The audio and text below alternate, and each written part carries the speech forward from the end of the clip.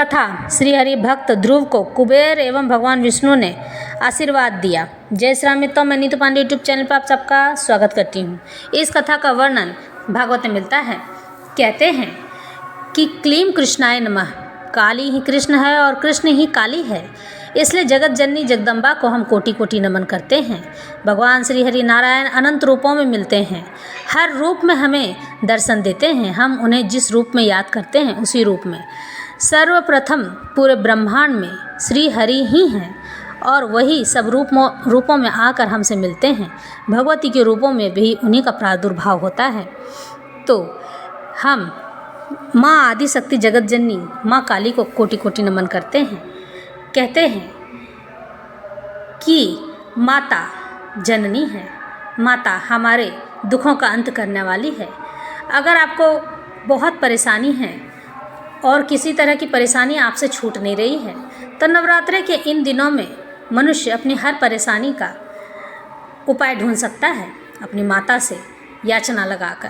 कहते हैं कि पिता एक बार निष्ठुर हो सकते हैं, पर माता इतनी दयालु होती हैं कि प्रेम से पुकारने पर वो जल्दी ही आकर आपकी हर मनोकामना को पूर्ण करती है। तो यह कथा आरंभ करते हैं।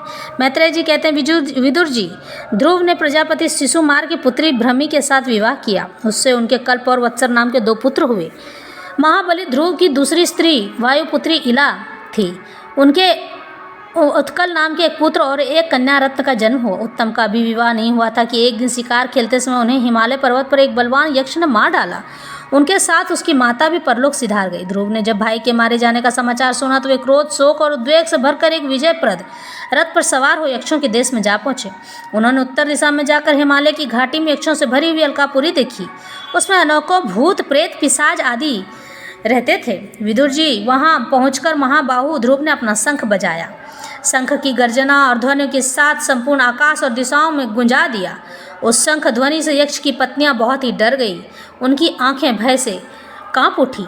हे वीरवर विदुर जी, महाबलवान यक्ष वीरों को यह शंखनाद सहन न हुआ, इसलिए वे तरह तरह के अस्त्र और शस्त्र लेकर नगर के बाहर निकल आए, अलकापुरी से बाहर आ गए और ध्रुव पर टूट पड़े। महारथी ध्रुव प्रचंड धनुर्धर थे।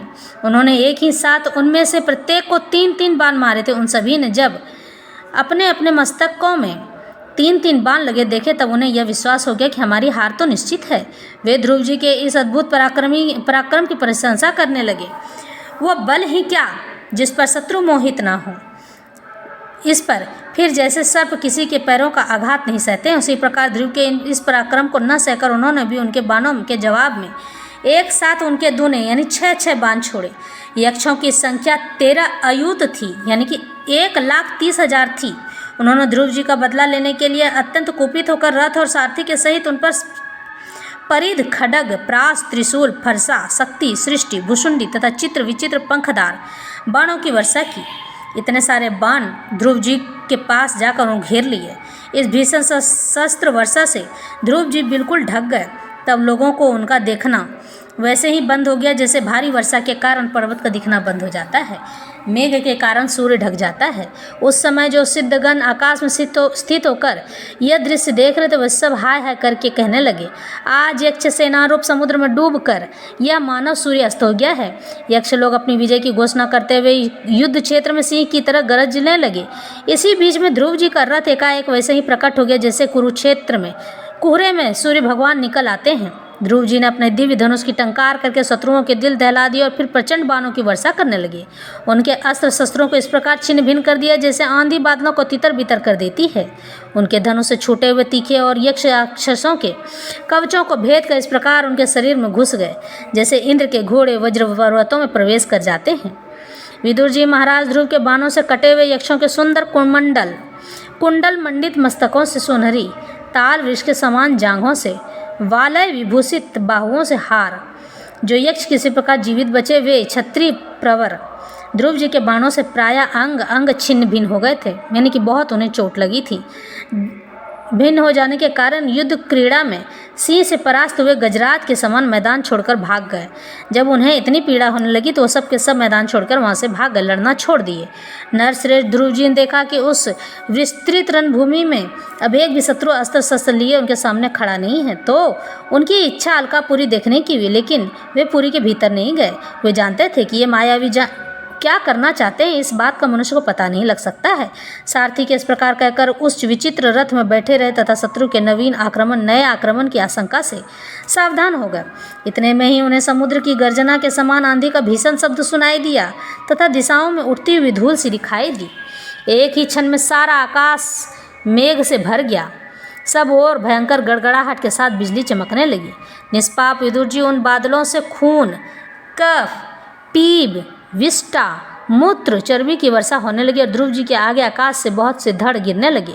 फिर आकाश में एक पर्वत दिखाई दिया और सभी दिशाओं में पत्थर की वर्षा के साथ गदा, परिध, तलवार और मुसल गिरने लगे। उन्होंने देखा कि बहुत से सर्प वज्र की तरह फुफकार मारते रोषपूर्ण नेत्रों से आग की चिंगारियां उगलते आ रहे हैं। झुंड के झुंड मतवाले हाथी, सिंह और बाघ भी दौड़े चले आ रहे हैं। प्रलय काल के समान भयंकर समुद्र अपनी उत्ताल तरंगों से पृथ्वी को सब ओर से डुबाता हुआ अपनी भीषण गर्जना के साथ उनकी ओर बढ़ रहा है। क्रूर स्वभाव असुरों ने अपनी असुरी माया से ऐसे ही बहुत से कौतुक दिखलाए जिनसे कायरों के मन कांप सकते थे। ध्रुव जी पर असुरों ने अपनी दुस्तर माया फैलाई है, यह सुनकर वहाँ कुछ मुनियों ने आकर उनके लिए मंगल कामना की। मुनियों ने कहा, हे उत्तानपाद नंदन ध्रुव, शरणागत भय भंजन सारंग पानी भगवान नारायण तुम्हारे शत्रुओं का संहार करें। भगवान तो नाम ही ऐसा है जिसके सुनने और कीर्तन करने मात्र से मनुष्य दुस्तर मृत्यु के मुख से भी अनायास ही बचकर आ जाता है। तो मैत्रेय जी कहते हैं, विदुर जी, इस ऋषियों का ऐसा कथन सुनकर महाराज ध्रुव ने आचमन कर श्री नारायण के प्रार्थना की। उनके बनाए हुए नारायण अस्त्र को अपने धनुष पर चढ़ाया। उस बाण को चढ़ाते ही यक्षों द्वारा रची हुई नाना प्रकार की माया उसी क्षण नष्ट हो गई।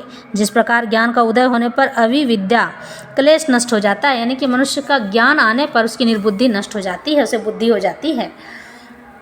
हे ऋषिवर, नारायण के द्वारा आविष्कृत उस अस्त्र को धनुष पर चढ़ाते ही उससे राजहंस के से पक्ष और सोने के फल वाले बड़े तीखे बाण निकले और जिस प्रकार मयूर के कावर करते वन में घुस जाते हैं, उसी प्रकार भयानक साए साए शब्द करते हुए शत्रु की सेना में घुस गए।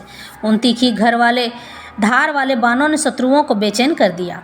जब उस रणांगन में अनेकों यक्षों ने अत्यंत कुपित होकर अपने अस्त्र शस्त्र संभाले, जिस प्रकार गरुड़ के छिड़ने से बड़े बड़े सर्प फन उठाकर उनकी ओर दौड़ते हैं, उसी प्रकार वे इधर उधर से ध्रुव जी पर टूट पड़े।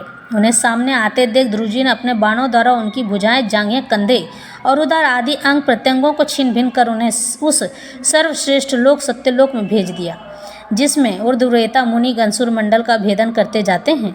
अब उनके पितामह स्वयंभू मनु ने देखा कि विचित्र रथ पर चढ़े हुए ध्रुव अनेकों निरपराध यक्षों को मार रहे हैं, तो उन्हें उन पर बहुत दया आई।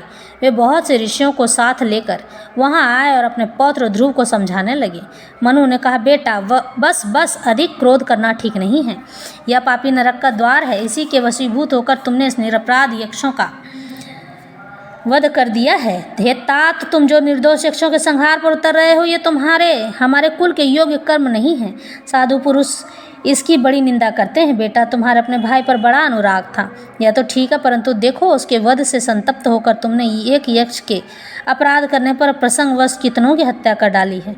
इस जड़ शरीर को ही आत्मा मानकर इसके लिए पशुओं की भांति प्राणियों की हिंसा करना, यह भगवत सेवी साधुजनों का मार्ग नहीं है। प्रभु की आराधना करना बड़ा कठिन है, परंतु तुमने जो लड़कपन में ही संपूर्ण भूतों के आश्रय स्थान श्री हरि की सर्वभूतात्म भाव से आराधना करके उनका परम पद प्राप्त कर लिया है। तुम्हें तो प्रभु भी अपना प्रिय भक्त समझते हैं तथा भक्तजन भी तुम्हारा आदर करते हैं। तुम साधुजनों के पथ प्रदर्शक हो, फिर भी तुमने ऐसा निंदनीय कर्म कैसे किया? सर्वात्मा श्री हरि तो अपने से बड़े पुरुषों के प्रति सहनशीलता, छोटों के प्रति दया, बराबर वालों के साथ मित्रता और समस्त जीवों के साथ समता का भाव रखने में ही प्रसन्न होते हैं। और प्रभु के प्रसन्न हो जाने पर पुरुष प्रकृति गुण एवं उनके कार्य रूप लिंग रूपी शरीर से छूटकर परमानंद स्वरूप ब्रह्म पद प्राप्त कर लेता है। हे बेटा ध्रुव, देहादि के रूप में परिणात हुए पंचभूतों से स्त्री पुरुष का आविर्भाव होता है, फिर उनके पारस्परिक समागम से दूसरे स्त्री पुरुष उत्पन्न होते हैं। हे ध्रुव, इस प्रकार भगवान की माया से सत्वादि गुणों में भाव होने से ही जैसे भूतों द्वारा शरीर की रचना होती, वैसे ही उनकी स्थिति और प्रलय भी होते हैं। हे पुत्र, जगत उसी प्रकार भ्रमता रहता है जैसे चुंबक के आश्रय से लोहा काल शक्ति के द्वारा क्रमशः सत्वादि गुणों से क्षोभ होने से लीला में भगवान की शक्ति भी सृष्टि आदि के रूप में विभक्त हो जाती है। काल भगवान संपूर्ण सृष्टि में समान रूप से अनुप्रविष्टि करते हैं। उनका न तो कोई मित्र पक्ष है और न शत्रु पक्ष। जैसे वायु के चलने पर धूल उसके साथ साथ उड़ती है, उसी प्रकार समस्त जीव अपने अपने कर्मों के अधीन होकर काल की गति का अनुसरण करते हैं, अपने अपने कर्मानुसार सुख दुख का फल भोगते हैं। इस प्रकार से मनु उन्हें समझाते हैं। सर्वसमर्थ श्री हरि कर्म बंधन में बंधे हुए जीव की आयु की वृद्धि और क्षय का विधान करते हैं, परंतु वे स्वयं इन दोनों में रहित और अपने स्वरूप में स्थित हैं। हे राजन, इन परमात्मा को ही मीमांसक लोग कर्म चक्राव स्वभाव इन्हीं चीज़ों से वे क्या करना चाहते हैं, इस बात को भी संसार में कोई नहीं जानता है। फिर अपने मूल कारण उन प्रभु को तो जान ही कौन सकता है। ये कुबेर के अनुचर तुम्हारे भाई को मारने वाले नहीं हैं, क्योंकि मनुष्य के जन्म मरण का वास्तविक कारण तो ईश्वर है। एकमात्र वही संसार को रचता पालता है, नष्ट करता है, किंतु अहंकार शून्य होने के कारण इसके गुण और कर्मों से वह सदा निर्लेप रहता है। वे संपूर्ण प्राणियों के अंतरात्मा, नियंता और रक्षा करने वाले प्रभु ही अपनी माया शक्ति से युक्त होकर समस्त जीवों का सृजन पालन और संहार करते हैं। जिस प्रकार नाक में नकेल पड़े हुए बैल अपने मालिक का बोझा ढोरते रहते हैं, उसी प्रकार जगत की रचना करने वाले ब्रह्मादि भी नाम रूप डोरी से बंधे हुए उन्हीं की आज्ञा का पालन करते हैं। वे भक्तों के लिए मृत्यु रूप और भक्तों के लिए अमृत रूप माने गए हैं। राजन, जिस प्रकार औषधि के रोग शांत किया जाता है, उसी प्रकार मैंने तुम्हें जो कुछ उपदेश दिया उस पर विचार करके अपने क्रोध को शांत करो। क्रोध कल्याण मार्ग का बड़ा ही विरोधी है। भगवान तुम्हारा मंगल करें। क्रोध के वशीभूत हुए पुरुष के सभी लोगों को बड़ा भय होता है, इसलिए जो बुद्धिमान पुरुष ऐसा चाहता है कि मुझ में किसी भी प्राणी को भय ना हो और मुझे भी किसी से भय ना हो, तो उसे क्रोध के वश में भी न होना चाहिए। तुमने जो यह समझकर कि मेरे भाई के मारने वाले हैं इतने यक्षों का संहार किया, इससे तुम्हारे द्वारा भगवान शंकर के सखा कुबेर जी का बड़ा अपराध हुआ है। इसलिए बेटा, जब तक कि माँ पुरुषों का तेज हमारे कुल को आक्रांत नहीं कर लेता, इसके पहले ही विनम्र भाषण और विनय के द्वारा शीघ्र उन्हें प्रसन्न कर लो। इस प्रकार स्वयंभू मनु ने अपने पौत्र ध्रुव को शिक्षा दी। तब ध्रुव जी ने उन्हें प्रणाम किया। उसके पश्चात वे महर्षियों के सहित अपने लोक को चले गए और भगवान विष्णु ने उन्हें परम पद प्राप्त किया। इस तरह से कथा यही संपन्न होती है।